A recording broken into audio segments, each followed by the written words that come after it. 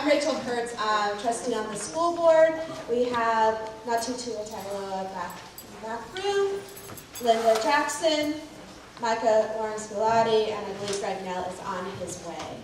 So we'll go ahead and call a meeting to order at 5:05, and we would like to do the Pledge of Allegiance. And I was going to ask Mr. Selly, who just locked himself in a room back there with his girls, as one of our newest district employees. Mr. Marcucci, would you like to lead us in the Pledge of Allegiance as our host? Please rise. Ready to begin? I pledge allegiance to the flag of the United States of America and to the republic for which it stands, one nation, under God, indivisible, with liberty and justice for all. Thank you, Mr. Marcucci. As official business, we do need to ask if there is any other public comment on non-agendized items. So if anyone has anything they would like to speak about that is not currently on this agenda, this would be a moment of opportunity. Okay. All right. As you'll see on our agenda, it is different than a regular board meeting agenda because nothing we're doing these days around facilities is anything but standard business. So for those of you who attended our board meeting last week, thank you, and we really appreciate you coming back to this one, and then we'll be having another one. So I'll go ahead and hand it off at this point, and we'll get to our work. Thank you. I'm Mike Watton. I'm the district superintendent, and just last Wednesday we had the first of 3 workshops we're having on capital facilities. And as you see up on our screen here, we're here really to look at program options. And the earlier slide talked about our district's motto, which is lifting student achievement, every student, every day. And we really believe it takes everyone to do that. And the other piece really is that our school facilities are to serve our educational program. And so we have a long-range facilities plan that was developed over the past 18 months. And now we have the dollars with the bonds passing to begin doing those projects. You're here to help us prioritize on which projects are going to go first, based on the input that you've been provided. So we've done a lot of work between now and the time we saw you last Wednesday in terms of collecting those responses.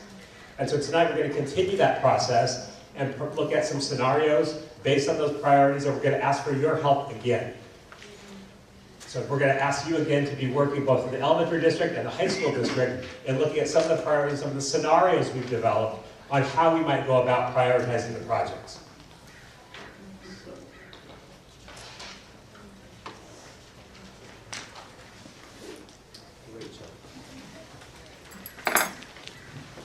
So many of you have seen this slide before, and it really is to identify where we're sort of at in our process. We've done a lot of work, those check marks above, to really identify a lot of the work that has been done around our master facilities planning, the passage of the bond, and now we're here at the point of refining the implementation plan. This is really the program. We're still at the program level. So one of the directions we gave last week to everyone was you're working across the entire district and thinking from what the board is thinking about, which is the state of our, what is the best, what we're going to do for our 7,212 students. That was the number from last week. I don't know what it is exactly today, but we're close. So this is where we're at from a program perspective, is this implementation plan. And then you'll see there'll be work that goes below here where we start getting into the level of the specific sites. But the first thing we have to do is this overall full district, both districts, implementation plan. So again, just to recap, we went through the priorities and the parameters. That was last week. Great discussion. If you haven't had a chance to look at that, you can go on the website. We actually have video, we have information. And you can answer the survey. You'll hear about the survey a little bit more a little bit later. But you can still go on, I believe, and answer the questions around the survey and the priorities. Where we are tonight, these are the program options. Again, program level. And looking at, across the board for the districts, how are we going to identify all the work that has to be done? What comes first? What meets the best? What items and projects are going to meet the needs of our students best? And then next week, we're going to share again more information. So information, what we hear from you tonight, your thoughts, and then we're going to go back and consolidate that information and bring back again.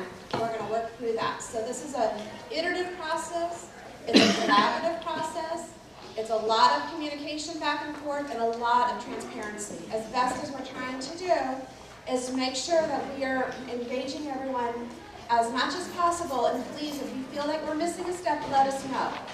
We're working this as day by day, trying to identify all these pieces. But your eyes and your thoughts are going to contribute to, are we missing something? And bring that up to us because we'd like to hear that.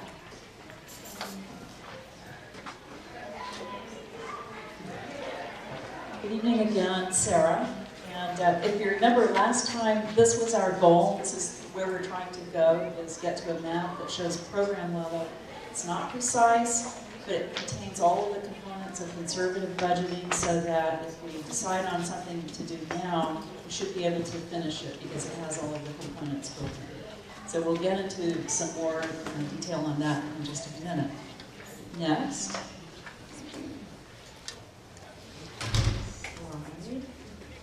Is we asked you last time to rank all of these priorities that we could think of, and you did a great job. It was really interesting to listen to you walk around and get individual feedback from you. And interestingly, and Superintendent's going to touch on this in just a minute, I think you'll see some of the points that emerge from that. In the meantime, Christina had offered to, is Christina in here? There she is. So Christina's going to review the data.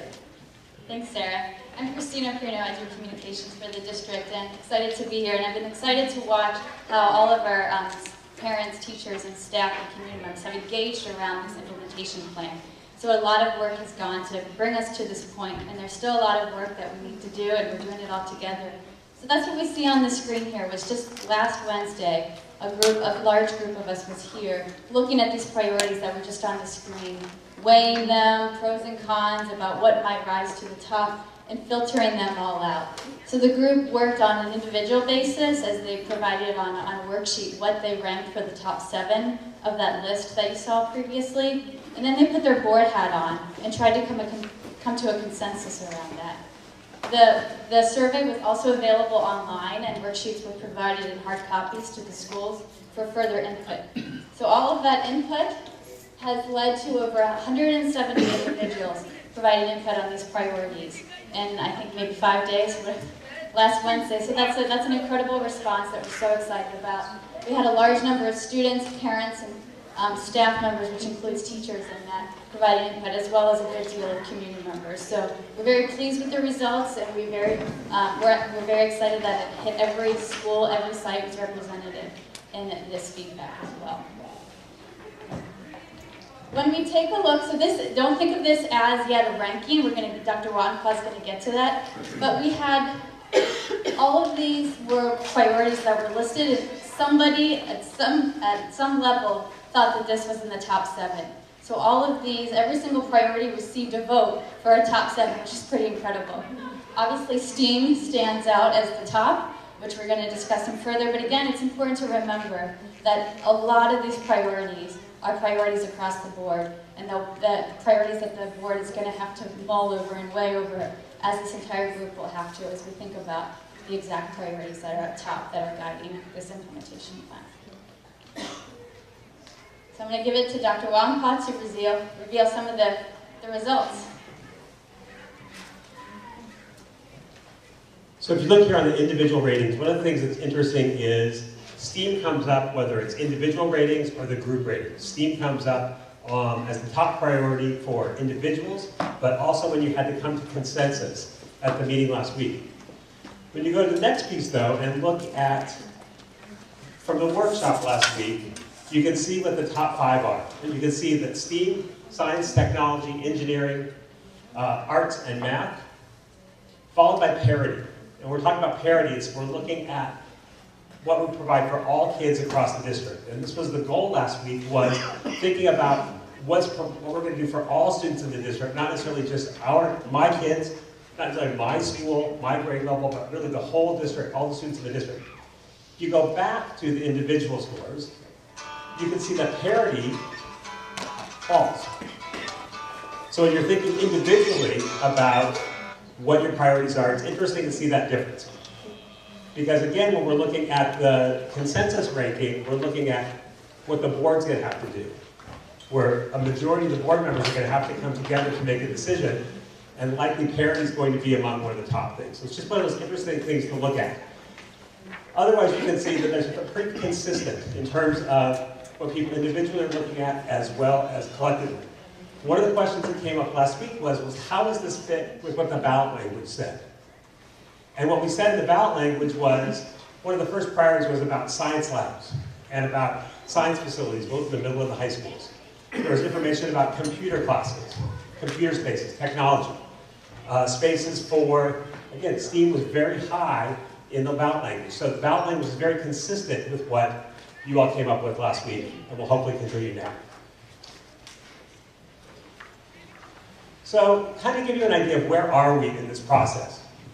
So, it really began 18 to 24 months ago. We began looking at what are the needs in our district for facilities. Part of it was we were experiencing a lot of growth of students. We've added almost 2,000 students over the last 8 years. That's a lot of kids. And we began looking at, so what is our long-term, what's a 10-year plan for facilities? We had about 400 people participate in that process, and what we found out was we had about $273 million of need in the elementary district, and about $181 million of need in the high school district. What we found out was that we went out to go ask the community for money to pass the bonds, that our bonding capacity in the elementary district is $108 million. So a big difference from $273 million and $108. So we're already starting at a place where we know that we're not going to have enough money to do what we actually need. High school district, very close, 181 versus 161. So we went out to the public. The board authorized the placement of the ballots on the November ballot. Those measures passed by a 70% margin, with 55% was required. And then we began to find the money. We had the money then to move the projects. We've done our first issuance of bonds. We have money in the bank right now to begin our work. And now we're at the implementation plan section. And so this is where we are, where we're getting community input. So we got the community input last week, and we're looking at the program priorities that's going to inform the implementation schedule. So tonight we're at the place where we're looking at proposed scenarios. What are some scenarios that would make this work based on what we've heard? We're going to get more input. The board's going to have discussion. Then we're going to move into board approval. So what we're hoping is that after collecting all the input, more board discussion, more input, that the board's going to review all the feedback they've received and ultimately make a decision on what's going to happen first, what's going to happen second, and why, using the input that they've gotten from collectively everyone. And we're going to have two different plans. We're going to have one for the elementary district, and we're going to have one for the high school district. High school district, 3 high schools. Likely all 3 schools are going to be able to have projects going simultaneously. Elementary district, we have 8 schools, probably not all schools at the same time. And then we move into the site project work. Once the projects are prioritized, we'll go out for architects. The architects then begin working with individual schools, the community there, the staff, the parents, the kids, about what are the details of what's it going to look like, and those things specific to the school site. This kind of gives you an idea of the flow where we're going. So we've gone through the red, through the green. We're now looking at the purple, the blue, and the yellow as we go forward.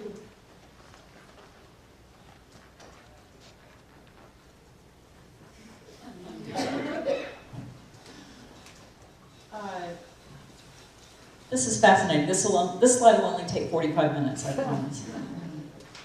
Listen, the rest of the evening, what we want to do is show you an overview. There's a lot of detail behind all of this thinking, but we know that what you really are here to do is give feedback on priorities and sequences.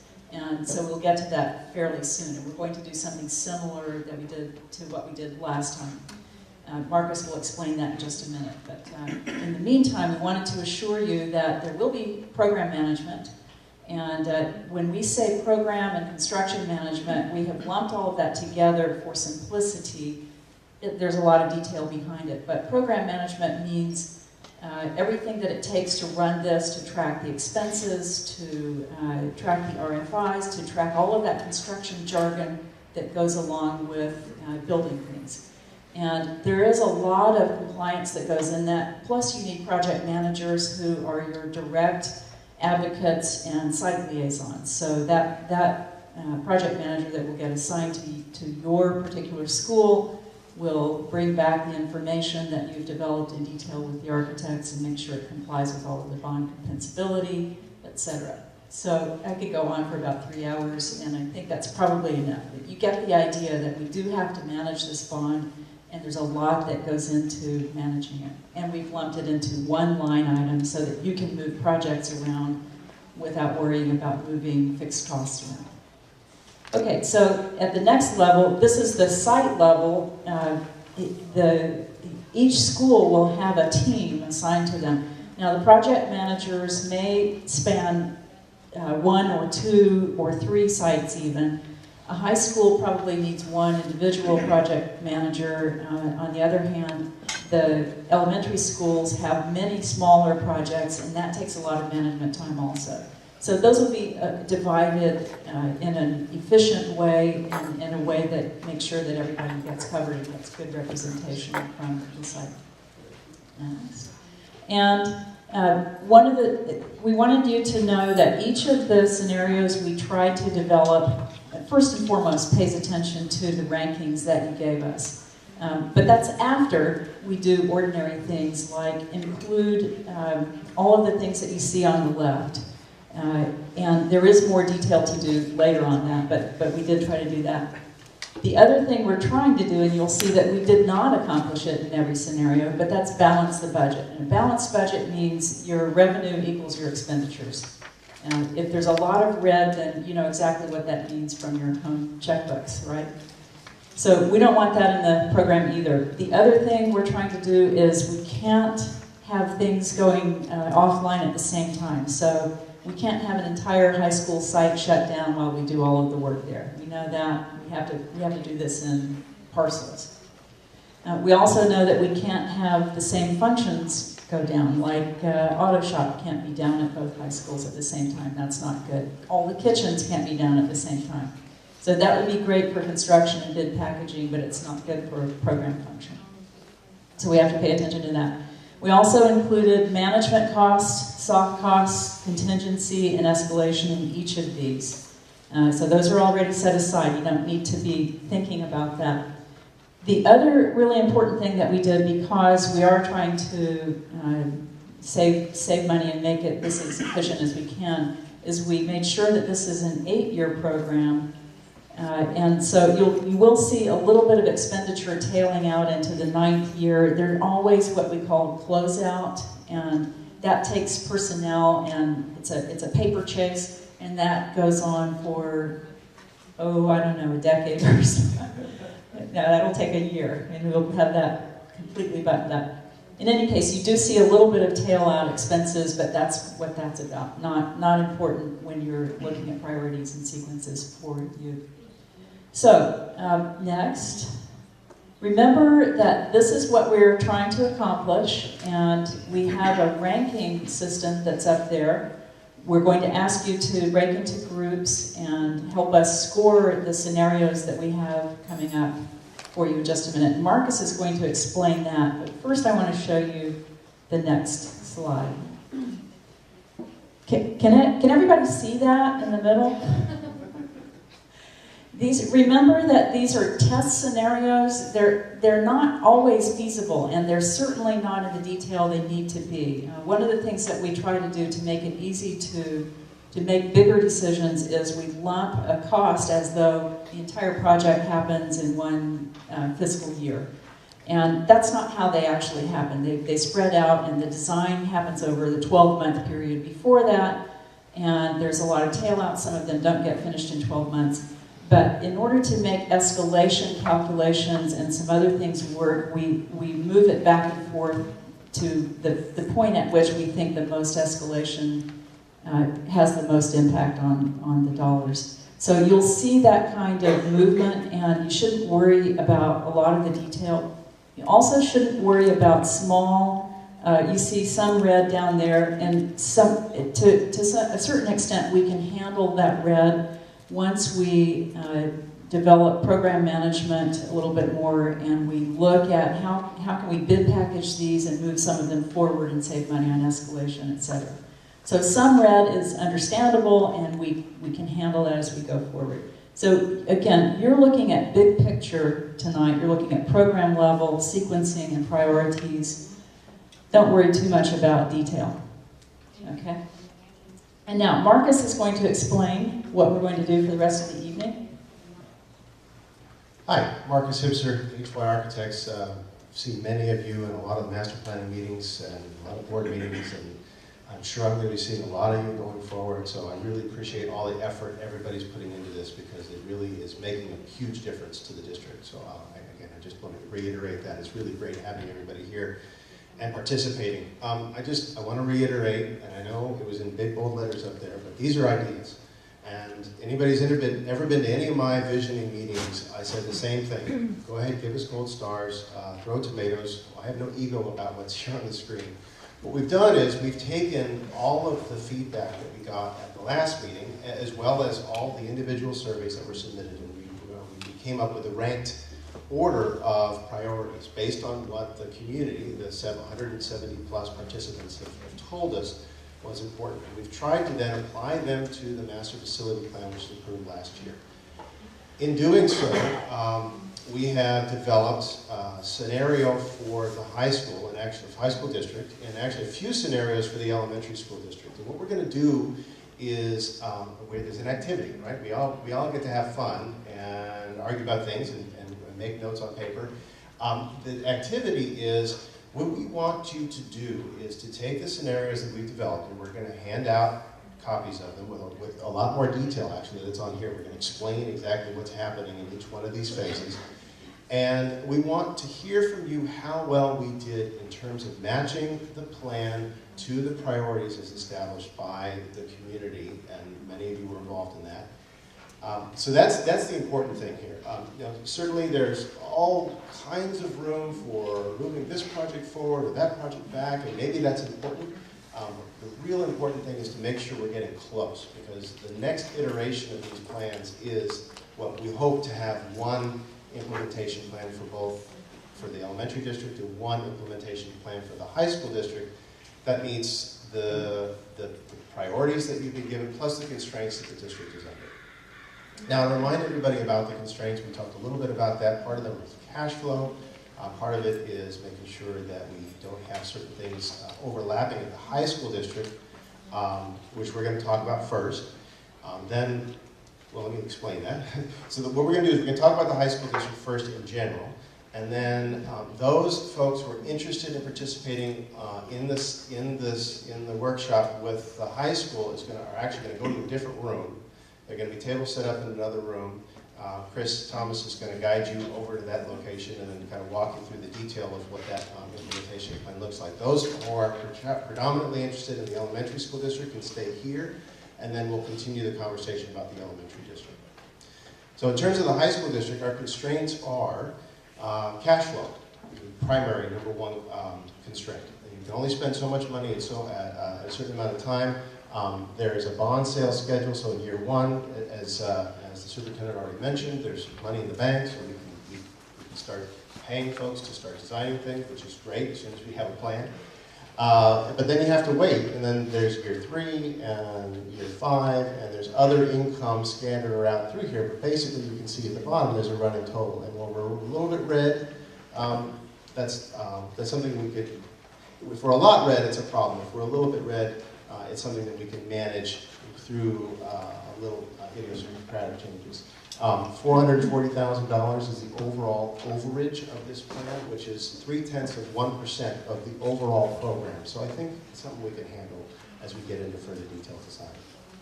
And some of the decisions that we made in the high school district, I shouldn't say decisions, I should say recommendations.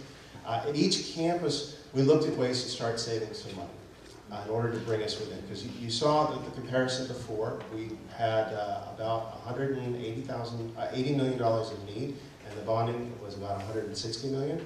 And then if you add escalation, because of course we can't build it all at once, not only because of the cash flow constraints, but also because of the reasons that were expressed before. We can't close the entire campus and do it all at once. Plus, you don't want to overtax the contracting community. It tends to be a problem if it jacks prices up if you overload the contractors in the area. So we have to spread it out over time. What we want to make sure is for program, we don't have, say, both auto shops at Terra Linda High School and at San Rafael High School out of commission at the same time.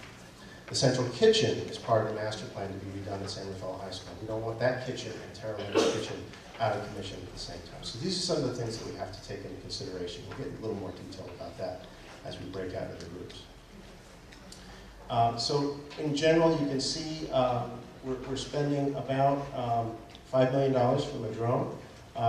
San Rafael High School just under $73 million, and Terra Linda High School just over $74 million. So it's about evenly balanced. And again, we think we did a fairly good job of matching the priorities that was established by the community. And with that, I want us to break into groups now. Talk a little bit about the matrix that everybody will kind of score over here. Of course, I'm sorry about that. So the priorities were very specific to the districts. The elementary district had a certain list of priorities. The high school district had a different list of priorities.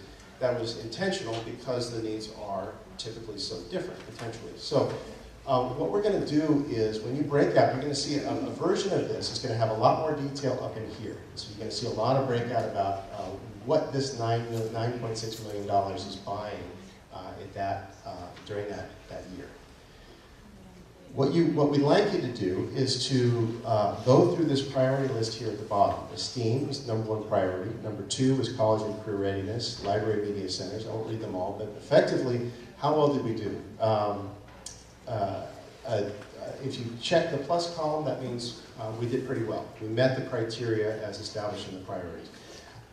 If we got to check, yeah, we kind of sort of did an okay job meeting the priority criteria. And the X, and actually I think in the worksheet it's actually a minus sign, which I think is a little bit more appropriate. Minus, no, you guys didn't get it right.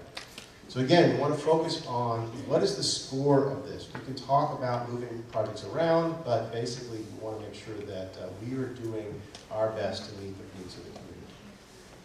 So that's both true for the high school and the elementary school district. Yeah. Are the extra boxes underneath that list for your own priority, or?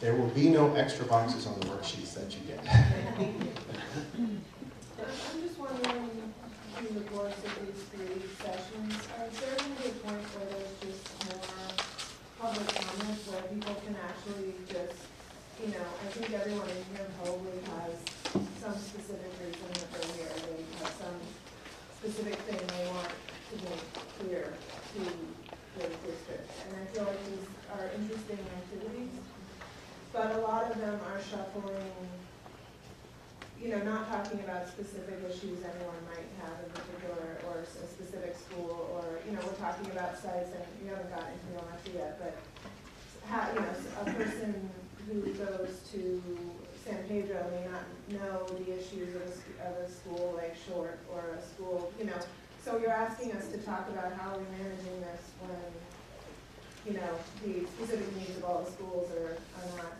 being clearly defined. So it's sort of hard to say, oh, you're doing a great job, when there's not really a sense of who needs what, when, and where, I'm just sort of wondering, as these meetings go forward, is there going to be kind of a consensus point where people can speak their mind, or at least be heard in that way? I think that what these meetings are is that opportunity, but really looking at it from, the board has to make a decision about all students in the district, all 7,212 of them.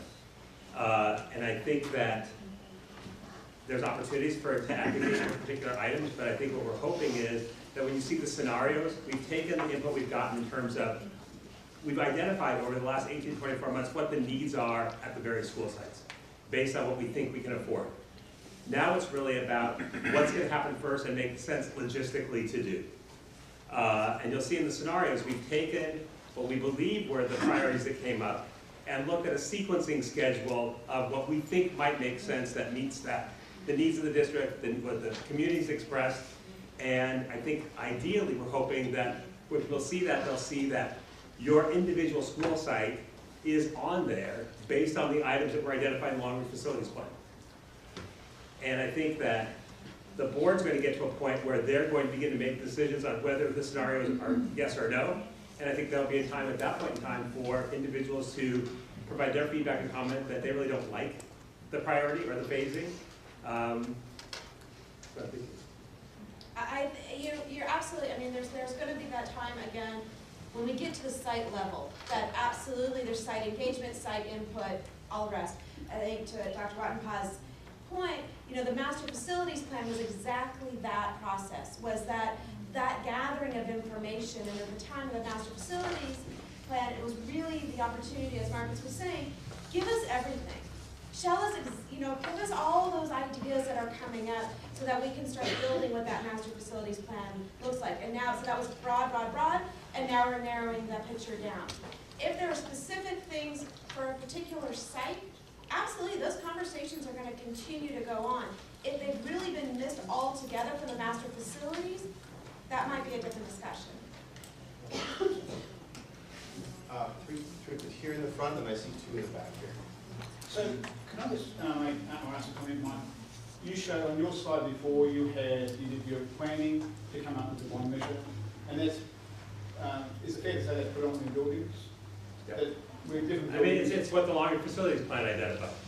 Right. And then what you're asking us to do now over these three sections is to identify what the priorities are in terms of STEAM and athletic facilities. But how do those two? I'm not too sure how these two merge, because you've got existing buildings we want to develop.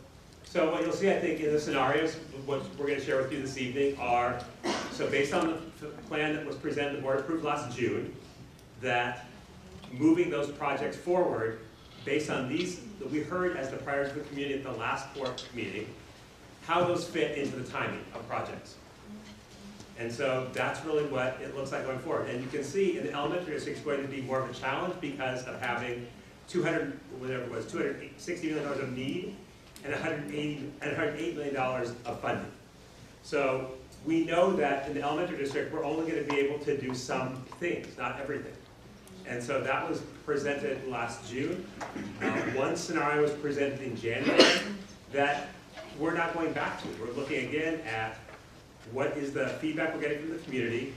The board is going to have to make, ideally, a recommendation or decision in April, because if not, we're going to lose the time window to break ground in the summer of 17. So there is a sense of urgency, a piece of it, so that we can get some of the projects moving. Otherwise, we could have this conversation on and on and on, and no facilities would get done. Can I add on to that? Yeah. I would say, I recognize that there are going to be a lot of questions. Not everybody in this room, probably very few people in this room, are intimately familiar with the master facility plan as it exists. There are copies of it around at the tables. They will be both here and there, so if you have specific questions and you need to reference it, it's here as reference material. And also, I'll be walking around, Chris Thomas will be walking around, others will be walking around to answer other specific questions. We know that not everybody can know every detail about every project. We're going to do our best to answer those questions as we move forward. Sure. I think when we hand out these scenarios, there's more detail on it, and that'll probably answer some of your question, is what exactly are you talking about in each site. And then after we get the big pieces in place, then there's a lot more site design, development, and decision-making that happens at the individual site.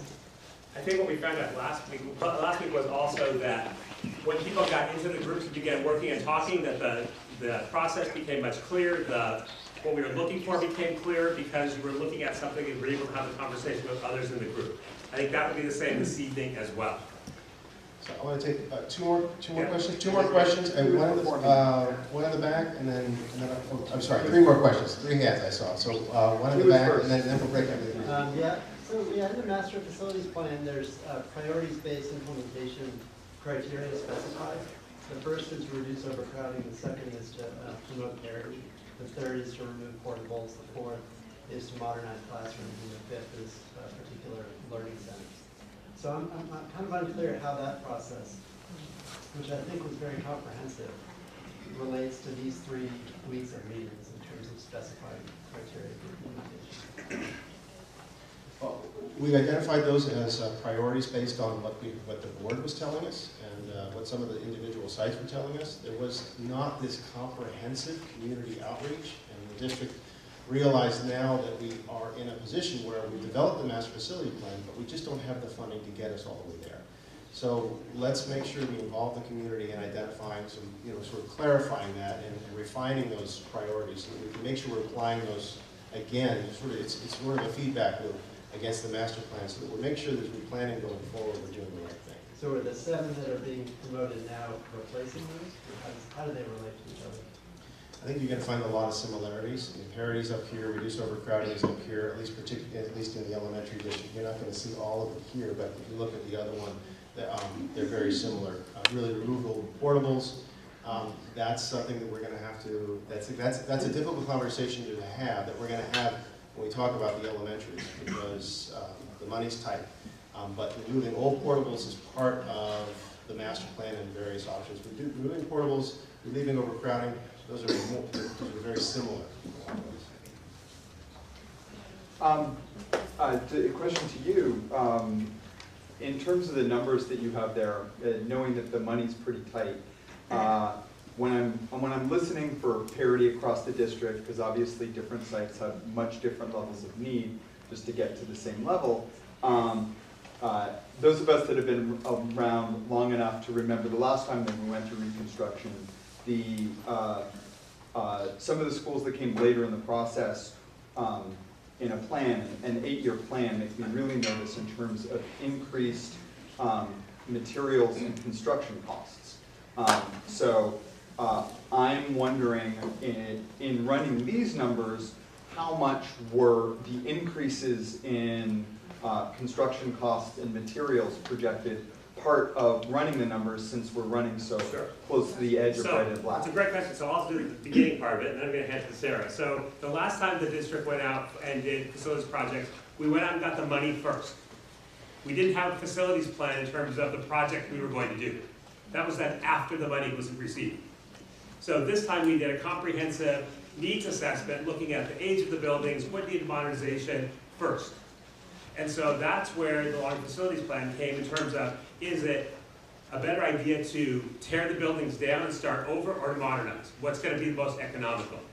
So this time we have a plan. We didn't have a plan before. Well, we did have architect drawings at each site, and then we had to go back and, I'm sorry, construction costs have gone up, and right. The plan that we had for the site we can no longer afford, and we've already spent the money on the first few stages. So I'm just wondering how much anticipated thinking we have when we're running. So I think one of the things that you'll see is in each of the plans, so Sarah's going to talk about it, we have 3 levels of contingency built in for escalation of costs. And we started in class, we'll go over it again tonight, but we've built that in. Yeah, we have, in addition to 3 levels of contingency, we also have escalation. Escalation is what the rest of us think of as inflation. So over time, construction costs increase, and we track that, and we projected that into these already. So do you remember the last time we had a slide up there? In fact, we could go back to that sample. And there was $1 million project in year 1, and by year 10 it was $1.5 million. That was due just to escalation, which is to say increased costs over time. So that's already built in here, and if 2008 happens again, we're in trouble. We can't. I'm not sure we can handle that level. Yeah, I mean that was crazy with steel. It was crazy. Toward the year 2000, if you remember, China had the market on steel, right? And there were double-digit escalation. But we can handle escalation, and we built quite a bit into this. So that is considered, and this is a conservative budget. In the future, we don't know whether state funding is coming back in as a new bond program at the state level, but we absolutely anticipate that good news somewhere over the 8 years. But that good news is not in this plan. Okay? Right. So in the future, if there's a new state bond that adds to this plan, we're not counting on it, and then we'll be surprised if it doesn't happen. Okay, so we built in escalation, and this is a conservative plan that doesn't count on things that haven't happened yet. I guess I'm requesting that people consider the schools with maybe the deepest level of needs not bank on things not escalating out of control, and maybe some of the largest needs in the district being put earlier in the process if that's logistically possible. I think as you break into groups, you can have those conversations on a table-by-table basis, and I'm sure you're not the only person who's going to bring that up, but I appreciate the comment. We have one more question. Yeah, actually, Sarah did touch on it just a second ago, but it looked like from the high school projection that it was a little bit over bond capacity, which was about 160 million, and you have 170 million revenue. I was assuming that part of that was maybe a little bit of state mesh or state bond, and I mean, you can't be interested. No, there's There's a variety of pots of money there. There is a Prop 39, which is a proposition that provides energy grant funding to school districts. That's part of that. The district does have, even though there's not a lot of development, there still are development fees that come into the district that are intended to go for growth. So there's some of that money involved. We are hoping that there is some state funding. Other than that, but that's where the Is there also an antidote for the elementary? Yes. You'll see that the revenue for all of these scenarios is greater than the bond face amount, and that's because there are small amounts of money that currently exist and we can project into the future. So we're not counting on new state bonds. Any state funds that are in there now are old state funds that we hear into the queue. We've already gotten an eligibility study for that. And Chris can speak more to that if you want to in the individual cases. So what I'd like to do now is break the high school group out so you guys can get to work, and we'll talk about the elementaries here in this room. Chris Thomas is walking, waving her hand. Those of you interested in the high school district can follow her, and we'll give everybody about 3 minutes to spill into that group, and then I'll continue on with elementaries. We got together in a consensus building, and they said, we got to treat the district as a whole. We have to talk as if we're a board, and let's come to an agreement. Parity was starting to rise to the top, so it ended up being number 2 priority. We don't know if that's going to happen today in your conversations, or what the conversations will be like, but I want to walk you generally through what these 3 options look like. So, Seeing all the...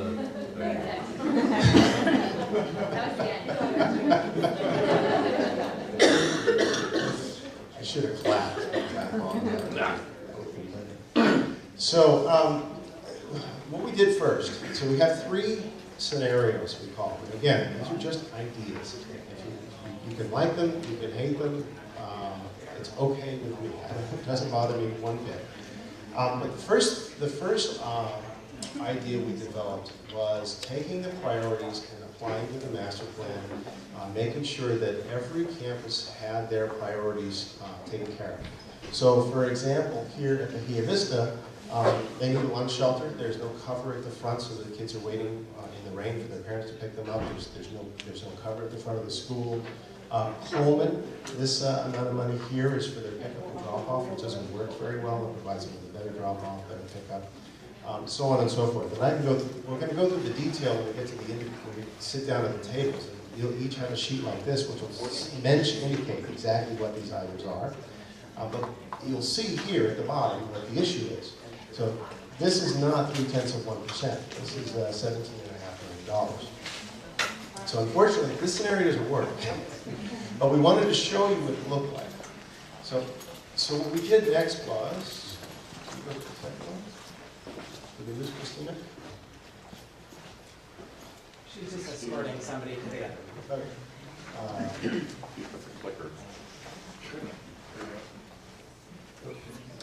B, scenario B. So we started to do here is start to consider, well, okay, what does it look like then if we start to reduce the scope of work in certain areas? Maybe we'll look at this more from a district priority perspective rather than an individual campus priority perspective. From that perspective, Bahia Vista and Coleman, they're practically brand new campuses. I mean, they're 10 to 12 years old each.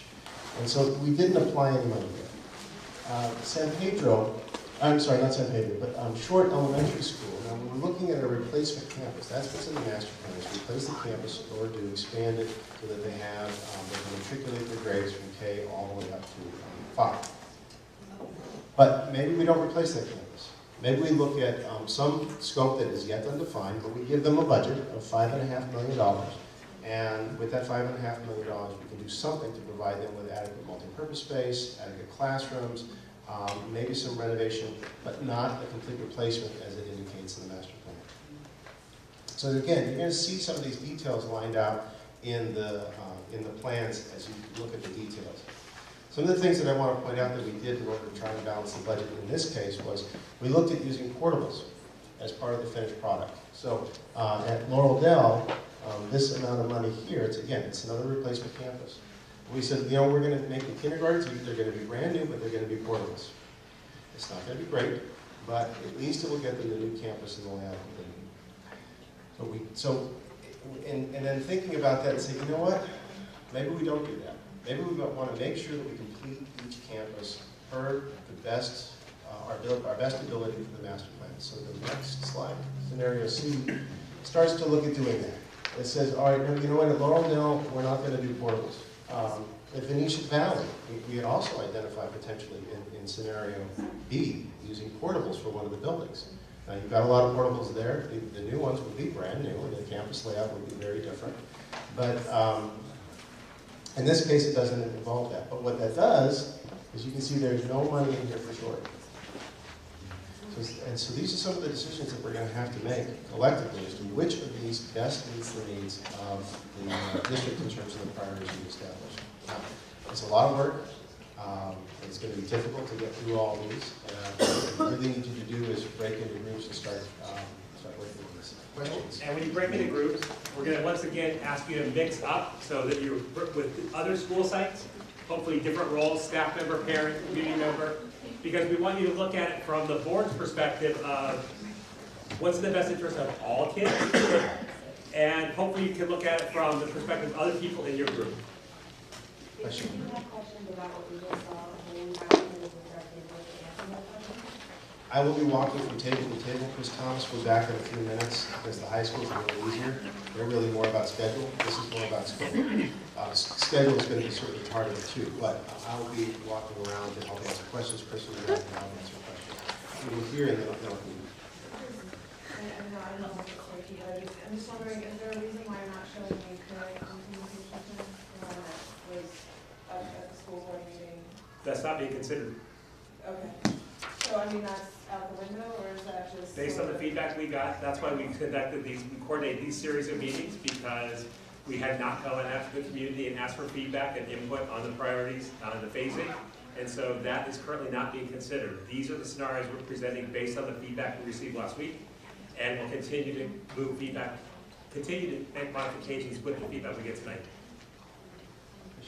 I just kind of want to know how are these scenarios made up? Like, how did you decide between those three? Everyone, everything to everyone, to being very few schools. So I'm just wondering the process. well, again, the scenario A was really let's apply the priorities across the district, across at each campus. Let's go to every campus and apply the priorities at the campus. So what is important at Bahia Vista? Well, can you go back? So at Bahia Vista, lunch facilities, that's the covered lunch structure in the back. At Coleman, that was the traffic and the drop-off. So we did that from campus to campus and realized that we just couldn't get there from here. So the next was, well, let's make some hard decisions. And so if we go to scenario B, that's when we started lobbing some things off and saying, okay, from a district perspective, let's apply the priorities. If you look at STEAM as an example, Davidson rises to the top because they get a new STEAM building. It's going to be, hopefully, right out front of the school. Science classrooms, art classrooms, it's essentially a great addition to the campus. In addition to multi-purpose, multi-purpose is really important. Multi-purpose is up here, and Davidson doesn't have a multi-purpose building. In fact, Venetian Valley likewise doesn't have a multi-purpose building. Neither does Glenwood. Glenwood technically has one, but it is so filled with other program space that they can't use it as a multi-purpose building. So that's why Glenwood has a multi-purpose building here. So that's what we did. This was district-wide. We say, okay, let's apply this from a district-wide perspective. Then again, we had some of these were compromise solutions. To be honest, Laurel Dell was portables, had some portables in it, and Venetia Valley had some portables in it. So we said, no, you know what? Let's look at making sure we're doing the projects right now that we've applied these priorities across the district. So that ended up with scenario C. So that's the philosophy behind each three. How did you decide on the sequence exactly? Like why would San Pedro go last compared to that? Oh, in terms of the sequence, they're really, to be perfectly frank, we spent so much energy just getting the numbers to work and getting the projects right, that in terms of which project goes first or which project goes second or third, we haven't put a tremendous amount of energy into it. That does have to do with cash flow. And certainly here at the bottom, so what this is a running total. So you can't get below a certain amount here. You can see there's room to move. So there's $4 million here. If we could move maybe this project forward, you know, things like that can happen. Hello? So in terms of sequence, there's still a lot of work to do.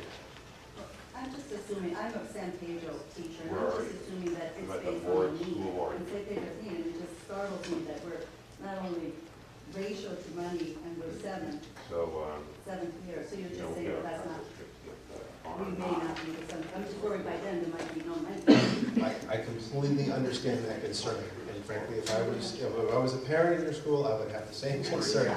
So, but that, again, that was not the intent. The intent of this is really about scope, not necessarily about schedule. There's going to be some of it we're going to need to consider. The growth to the district is starting to level out at the elementary district, but in the middle schools, it's still pretty robust. So providing extra classrooms to the middle school at Davidson would be extremely important. Does that mean, and also Venetia Valley has so much work that you can see we're taking it all the way out here, almost to the end, just because they have a tremendous amount of need. As does San Pedro. I don't want to discount, I'm not trying to discount any campus. There's a lot of need in the district. So maybe this gets pushed out and this gets moved up. Those are all potential options. I think what I'd like to do is, when we get the scoring about how well we did, there are boxes on the worksheets for comment. Yeah. So you could put those comments, yeah, this all works, it all looks great, this one looks, except we need to do first, or whatever the feedback is. I'm just not saying we should, I'm saying Venetia Valley will advocate for themselves as well, but that's a possibility. I saw a hand come up over here.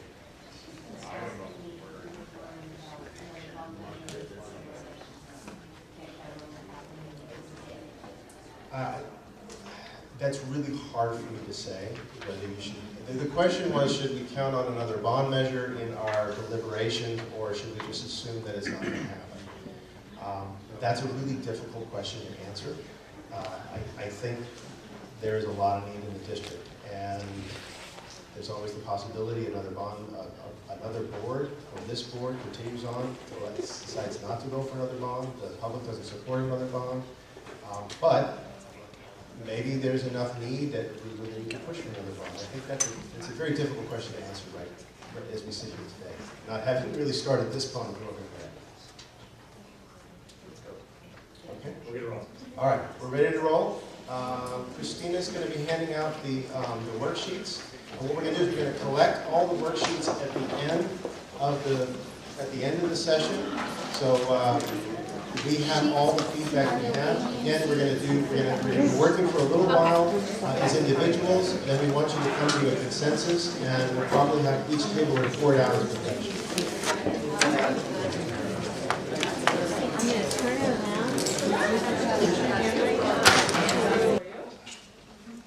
We need to move around some of the money from the larger projects, so San Pedro can move their projects up a little. And we all were pretty much in agreement. Great. Who's next? You want to go next? All right. So we also agreed on scenario B, feeling like it was most feasible. But we do have some tweaks. We felt like Venetia Valley should have their pre-K through 5th worked on prior to the 6 to 8 buildings. Kind of echoing what Tammy was saying, we felt like to serve parity, San Pedro should move up in the timeline and space out the larger projects at Benicia Valley and Davidson to help facilitate that. We felt like the needs for Laureldale and Short weren't specified. There's kind of like this general money being done there, but we need a better direction for those two schools. And then one of the disadvantages of this is it doesn't emphasize STEAM in K through 5. It's really relegated to the middle school. No applause.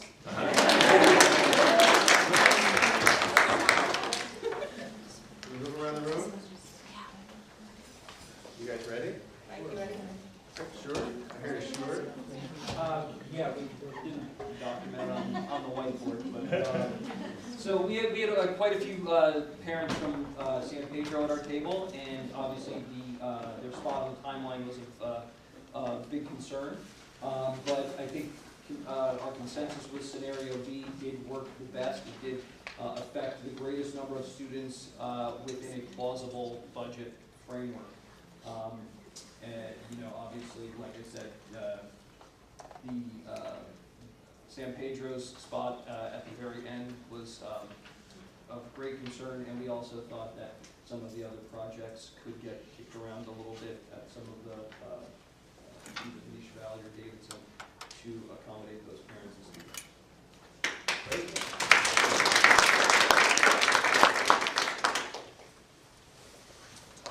We too did not create a poster, so we also felt like scenario B was the better of the two. Really mainly because in scenario B, short school gets something. In scenario C, it gets shorted. I had to, sorry.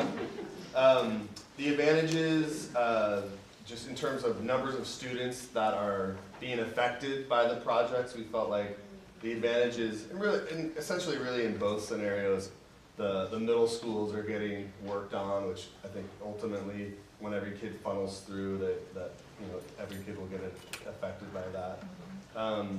Disadvantages in really both of them is traffic and drop off and pick up. There was some concern about that not being addressed at some of the sites that really need it. In scenario B and C too, so I'm not making any sense right now, but having some sites not getting anything may make it more difficult to sell a future bond if that's something people are thinking about. And at the middle school, there was some concern about multi-use space not being addressed early enough, which is really an acute problem for, I think, both middle schools at this particular moment. And we thought that ultimately the annex should end up as part of Davidson when it's not needed any longer for all the swing space, and we wanted to see that somewhere in there. And then, yeah, so B we thought was the better, and I think I covered everything.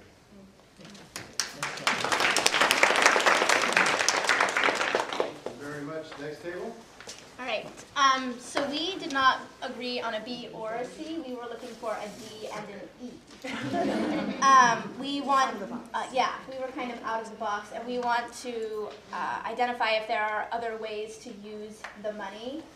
Specifically, we were concerned about Short losing a significant amount of their funds with enrollment increasing, and it definitely affects the educational program at their site if they are not going to be able to have 2 of every grade, or it fluctuates from year to year. We also identified that there were some minor costs at some of the newly built schools that wouldn't affect the whole program on the long term. Specifically, Bahia Vista losing a sunshade affects a lot of students at that school year-round. It's a year-round school. There are students there over the summer, and so it affects a lot of students, not only during the school year. So we were district-wide. So we were, I think we had a lot of disadvantages for all scenarios and not a lot of advantages. I think one of the other things we talked a lot about is looking long-term, where things were placed that by the time certain schools get finished, then the schools that didn't get some kind of upgrades are so out of date already. So that was just something we thought about as well too, just in terms of equity and kids having access to the same kind of resources. Yeah, parity was big. Yeah. And a last couple things. When looking at STEAM, obviously we want STEAM programs in for every student. But when we're talking about facilities, it's obvious what we're talking about when we're at the high school, right? You need certain classrooms with certain things in them. Even in the middle school, you need certain things. But when you talk K-5, are we really talking about like creating special STEAM rooms? Or are we talking about putting something like making sure there's a sink in every room, every regular classroom, or more electrical outlets? But when I really think about STEAM in K-5, we're talking about program funds, not facilities funds. And it's like, if you build the room, that doesn't necessarily mean something's going to happen in it. So when we're talking about rating something in terms of STEAM in the elementary district, I think that's really mainly looking at, do the middle school science classrooms have the proper facilities? And in K-5, it's really what comes after this, or what we're doing right now, that's going to bring STEAM into the K-5 rooms. And then the last thing that came up through an inner table talk was other ways of looking at parity. Like, does every elementary school get a play structure? Like Short lost theirs because, or a library. You know, things like that, where if Short didn't get anything, like there are ways that we're not. Yet, yes, every site might have some multi-purpose room that, you know, some classes could fit into, but is there a library? Is there a play structure? Is there adequate square footage on the yard for small kids to play? And there's lots of ways of looking at parity, so I'm asking you to think about it in as many terms as you can.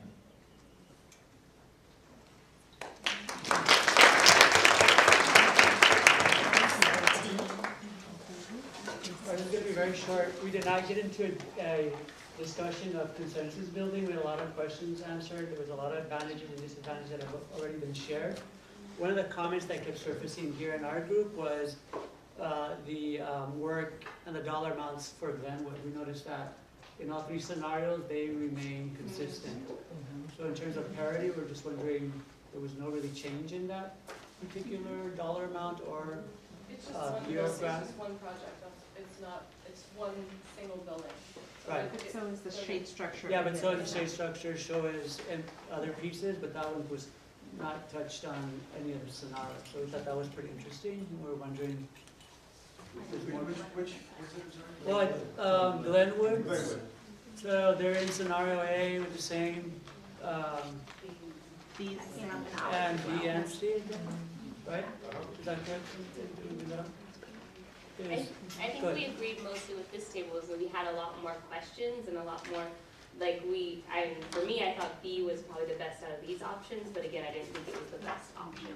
I think we had a lot more that we wanted to see whether it could look different in different ways, and just making it more equitable for everyone and not just for a few school sites. That was it? Thank you. Thank you. We like A, like you like something you can't afford. Second home, so we liked A, but we realized it's probably not feasible. So B, we sort of settled on as a balance of trade-offs. A lot of our discussion was focused on this parity issue, both in terms of sequencing and relative amounts that go to different sites. I think that, when the Glenwood, I had questions about why the Glenwood comes before sort of promoting parity to other sites, and we had a good answer from the folks from the district. I think B, the main questions that we had were what assumptions are behind Short going from 16 to 5 to nothing? Is there some assumption around enrollment? Is there some assumption around those kids going elsewhere? And that seemed to be, probably there's got to be a big assumption around the, within the district's projections around that sort of budget. So I think that was a main point that we had. I found it very difficult to to evaluate against the criteria in the boxes the way the information is structured. So it's like a matrix that lists site projects criteria, and then it even just checks a box. Does that meet a area need? Does that meet access to whatever it is? That way, I think some systematic evaluation of these against these criteria would be a lot easier for us as stakeholders to provide input.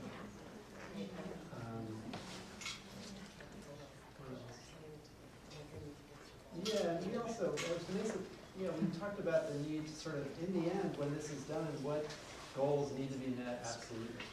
If we do all these projects and 8 years from now we don't meet a basic parity goal, have we been successful? And so I was looking for, we discussed this, and just needing to have a higher level of articulation of what the objectives of the overall program are. Is that resonant with you?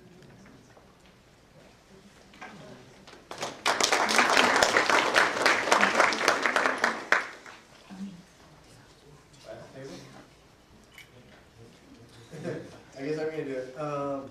A lot of good points have been brought up, and I think we agree with a lot of them. I think the consensus we were able to come to in our discussion was we like B, for the same reason a lot of people did. A, I like the way you put it. It's the car I wish I could afford. C is it took away too many options. Too many schools didn't get a piece or something that they need, and I think that's fair. I think another point that we all agreed on was that San Pedro, we would love to see that move up and see that schedule happen a little bit sooner. 7 years out is a long time. That's a whole generation. And so I think that's our thoughts. Thank you.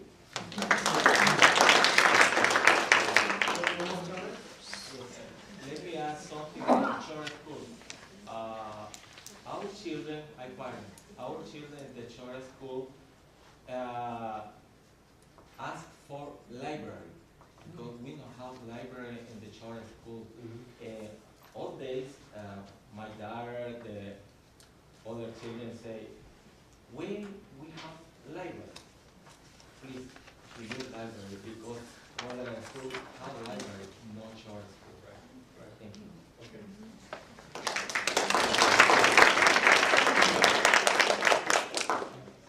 I want to thank you all for your feedback. This is really important. We will have a meeting on the 30th. We will be coming back. What we'll do is we're going to take all this information. In fact, I want to collect all of the worksheets that you guys have. We want to take them. We want to compile them. We did this at the last meeting. We were able to the ranking of priorities. We want to take them. We want to put together the feedback, the feedback, as well as the individual feedback. We will come back with additional suggestions, and then we're going to revise these scenarios, whether we have one. I don't think we're going to have just one. It feels like we're going to have at least 2 or 3 that are symmetrical, so we can have this conversation over time. One more question? Marcus, we realized it might help to clarify. I thought when the meetings were laid out, it was optional, you can come this week or this week, but it's very clear that, and I knew you were on the timeline because we need to have a vote in April. So maybe you can remind everyone here and put the word out to the community that these are meetings that all must be attended, and so everyone who's here tonight is going to build upon this by being here next week. And We'll it's definitely not do that. optional, and as well as, is the survey still available? Some people weren't able to access it. So I think that a couple things. One is we will let people know. We have videotape. The last meeting we videotaped tonight's meeting as well, so people can get access to that. It's online. Are we going to do that online? Yes. Yes, we are. Christine said yes. It's on the website right now, on the district website. So we're going to take what we've received tonight, develop some additional scenarios, and to close this out, I'm going to ask Matthew Tagaloa to help summarize. Summarize. Great work. First, thank you guys all for being here. I know that it takes time out of your evening, but it's really important. And in our last workshop, I asked the question, why are we here? What are we doing this for? And it's pretty simple. We're doing this for our kids, all our kids in the district, and our families and our community. And again, a big thanks to Sarah and the district office and the project teams that have worked on this and put a lot of time and effort to get us to this point. It's definitely a different scenario than we had the last time. I'm one of the only board members that was here when that was going on. And it was a very difficult process last time because we had to have a lot of meetings at a lot of sites and a lot of things and questions where we had to say, you know what, we just can't afford that. We can do this, but we can't do that. And so here, we're a little bit ahead of the game. We can kind of see where those holes are in the program. And as Sarah mentioned, we haven't really banked on any kind of a state bond or a second bond in elementary. But those are things that we are hoping to have and to be able to consider. So remember that as we move through this process, things are going to change. There's going to be a lot more meetings. So regardless of which scenario we put forward, regardless of the priorities that are set up, things will change over time. It's an 8-year program. A lot's going to happen over the years. For individual details at every school site based on need, there will be lots of meetings to discuss that. So don't be afraid to say now, next week, every board meeting, come to the board meeting, let us know, let the facilities team know what you're thinking, because that's what we need. We're all here for the same reason. We want to collaborate and come to some kind of a consensus to where we can make a recommendation. Staff can recommend to the board, what's the best course of action at this time? It doesn't mean things aren't going to change. Okay? Once again, I really appreciate all of you being here, and come to the next workshop. There's still a lot of work to do. And come with some fresh ideas. If you don't see it on the page and you think there's a better way, please bring those ideas. We need them. We need as many people to let us know what they think is possible. Thanks again. Good night. All right, board.